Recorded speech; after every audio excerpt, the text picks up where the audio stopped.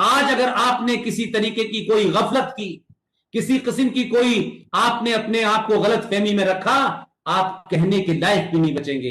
ये आग आप समझते हैं मालदा में लग गई है, या आग समझते हैं आप केरला में लग रही है, ये समझते हैं तमिलनाडु में लग रही है, ये बंगलौर में लग रही है, ये दिल्ली में लग रही है। ये आग आपके घर पर है। सत्ता और व्यवस्था के होने के कारण आग आपके दरवाजे पे नहीं पहुंच रही है, लेकिन ये किसी दिन भी पहुंचेगी और फिर हम ये कहेंगे वो आदमी अच्छे थे, ऐसा था। हम सिर्फ श्रद्धांजलि देने वाली कौम बन जाएंगे, और जो कौम मरने से डरती है उसे जिंदा रहने का हक नहीं है। पूरी दुनिया में जिंदा रहने के लिए मरना पड़ता है। इसलिए अखंड भारत का जो बात है वो होनी चाहिए, लेकिन पूरी ताकत से, पूरे बल से, पूरी शक्ति के साथ, आस्थाओं के साथ, संस्कृति के साथ, पुरुषार्थ के साथ सत्ताओं पे ऐसे लोगों को बिठाते रहिए जो भारत 47 में अलग था, जो भारत 47 में होते हुए भी भारत के खिलाफ षड्यंत्र कर रहा था। उन षड्यंत्रकारियों को निकालें, बेनकाब करें। कानून अपना काम करेगा, चौराहे पे खड़े होकर गोली मार दें। अगर आपने गफलत की कि 200 साल हम लड़ेंगे, एक मंदिर लेंगे, फिर मंदिर की पूजा होगी और फिर उसके बाद में कुछ लोग कहेंगे कि आज गिनती की बात है, तो जब गिनती हमारी ज्यादा होगी तो हम इस मंदिर को भी तोड़ देंगे, तब गजनबी चल के नहीं आएगा, औरंगजेब चल के नहीं आएगा, बाबर चल के नहीं आएगा। यही करोड़ों पैदा हो गए हैं। लिहाजा आपको इस बेवकूफी से, इस मुखौटे से बाहर निकलना पड़ेगा। आप आज निकलें, कल निकलें, परसों निकलें, यह आपको तय करना है कि आने वाली जनरेशन जिसे आप बहुत फूलों से पालते हैं, मिनरल वाटर पिलाते हैं, उसकी सुरक्षा के लिए सब कुछ करते हैं, लेकिन उसके स्कूल का रास्ता बदलते बदलते आपके सामने स्कूल समाप्त हो जाएगा।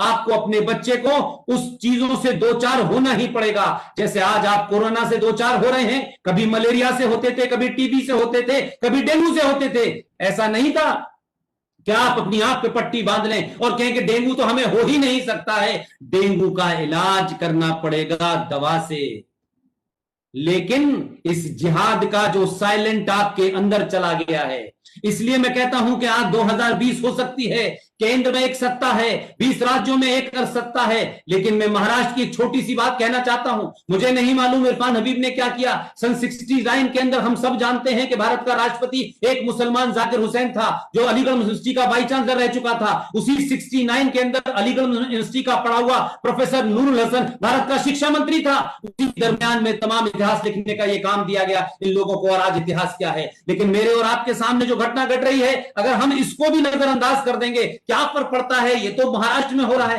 क्या फर्क पड़ता है, ये तो बंगाल में हो रहा है।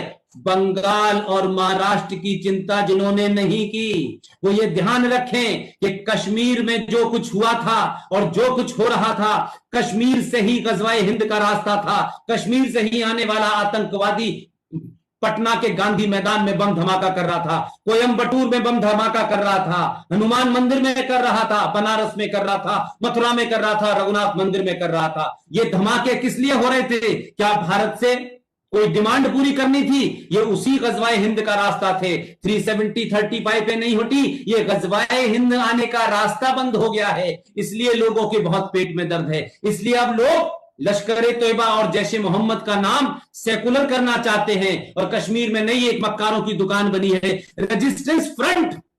यानी जो काम कल आप मोहम्मद के नाम से कर रहे थे, अल्लाह के नाम से कर रहे थे, उसे अब आपने सेकुलराइज करके कहा अब हम रेजिस्टेंस फ्रंट इसका नाम रखेंगे। लिहाजा चाहे वो मूसा हो, चाहे वो खालिद हो, चाहे उमर अब्दुल्ला हो, ये तमाम मानसिक रूप पे भयानक जिहादी हैं। आप इनको वैसे ही ट्रीट करें। आप बहुत जल्दी ढोलक बजाने लगते हैं, आप बड़ी जल्दी चादर चढ़ाने जाने लगते हैं, तो आपने तो चादर दिल्ली के अंदर उस मक्कार के ऊपर भी चढ़ाई है।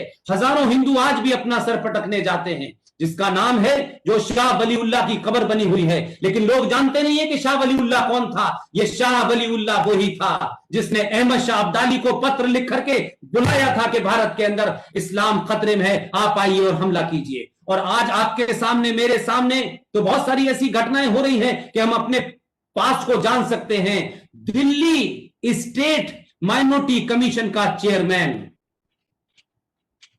जफर इस्लाम आधुनिक भारत में 2020 में इस्लामिक कंट्रीज को चिट्ठी लिखता है।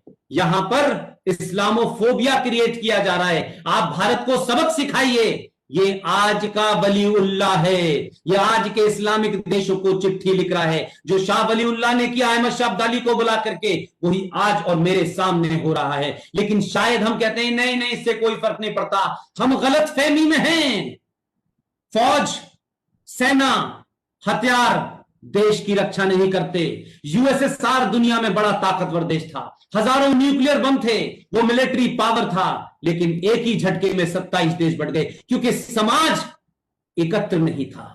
इसलिए राष्ट्र को बचाने के लिए सरकारों पर निर्भर मत रहिए। सरकार की अपना एक मैंडेट है, वो फौज क्या करेगी, कौन सा हेलीकॉप्टर होगा, वो सब उसे करने दीजिए। लेकिन अगर समाज अंदर से खोखला, डरपोक और कमजोर हो गया, लालची और स्वार्थी हो गया, तो दुनिया की कोई ताकत इस खंडित भारत को भी नहीं बचा सकती।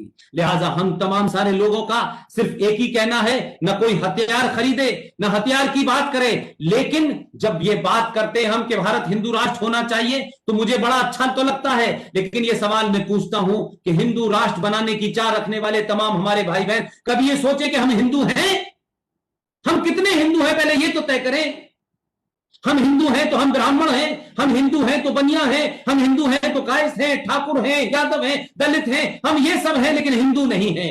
सवाल यह है कि जिस दिन भी आप सनातनी एक हो जाएंगे, तो आपको किसी को मारने की जरूरत नहीं होगी। आपका तेज इतना ताकतवर होगा, आपके चेहरे की सच्चाई इतनी ताकतवर होगी, आपके तर्कों में इतनी गतिशील होगी कि दुनिया का कोई आदमी आपके सामने, और बोने डरे हुए लोग, बलात्कारी लुटेरे, वो आप पे राज कर रहे हैं, वो आपको धमका रहे हैं, गली गली धमका रहे हैं। आप उनको बताइए कि तुम्हारे पूर्वजों ने डर के मारे तलवार के जोर पे शलवार पहनी थी, तुमने जजिया देने के लिए अपना मजहब बदला था। आज फारूक अब्दुल्ला के बारे में जाके पता करिए, 1722 में उसके पूर्वज का नाम राघो राम है। आज इकबाल जिसने तराना लिखा है, जिसने मिल्ली तराना लिखा है, जो पाकिस्तान का कौमी शायर है, उसके पूर्वज सपरू थे। तो जब आप धर्म से मजहब में आएंगे तो फिर आपको एक देश भी चाहिए। तो कुल मिलाकर के आखिर में मैं आप सबसे एक ही बात कहता हूं कि आप ये माने कि धर्म समुंदर है और मजहब नाली के बराबर है, इससे ज्यादा उसमें कुछ नहीं है। और जब नालियों का पानी बाहर नहीं निकलता है, उसमें थॉट प्रोसेस होता है, वो जब बाहर नहीं निकलता है तो सड़ान आने लगती है। आज जो लोग 1400 साल पहले टेंट से निकले थे, पूरी दुनिया में गंदगी फैला रहे हैं। कोई कहां रामलाल, श्यामलाल, आरएसएस, बीजेपी, हिंदू परिषद, हिंदू जागरण मंच लेबनान में नहीं है, सीरिया में नहीं है, इराक में नहीं है, ईरान में नहीं है, कुवैत में नहीं है, लेकिन वहां एक दूसरे को मार रहे हैं, एक दूसरे को बर्दाश्त नहीं कर रहे हैं। वो शिया को मार रहा है, वो अहमदिया को मार रहा है। ये पाकिस्तान जो बना था शियाओं का, आज शियाओं को वहां मारना वाजिब है, अहमदियाओं को मारना वाजिब है। आप सबको शरण दें, लेकिन पहले इस देश में दुनिया के किसी भी सताए हुए सनातनी को शरण मिलेगी, क्योंकि ये उसका स्वाभाविक मुल्क है, ये उसकी अपनी जमीन है। इसको दिलाने के लिए 1000 कानून बनाने पड़े, इसको बनाने के लिए हजारों साल तक हमें इसी सरकार को रखना पड़े, हम रखेंगे। और जो लोग झोला उठा के जाकर के जाने की बात करते हैं, मेरी उनसे भी विनती है, आप आए अपनी मर्जी से हैं, न झोला ले जाने देंगे न जाने देंगे, जब तक आपसे वो तमाम कार्य हम न करवा लें जिससे सनातन ये देश हजारों साल की परंपराओं को प्राप्त न कर ले। आपको झोला उठा करके जाने नहीं दिया जाएगा। आप आए हैं, जाएंगे हमारी मर्जी से, और हम जाने नहीं देंगे।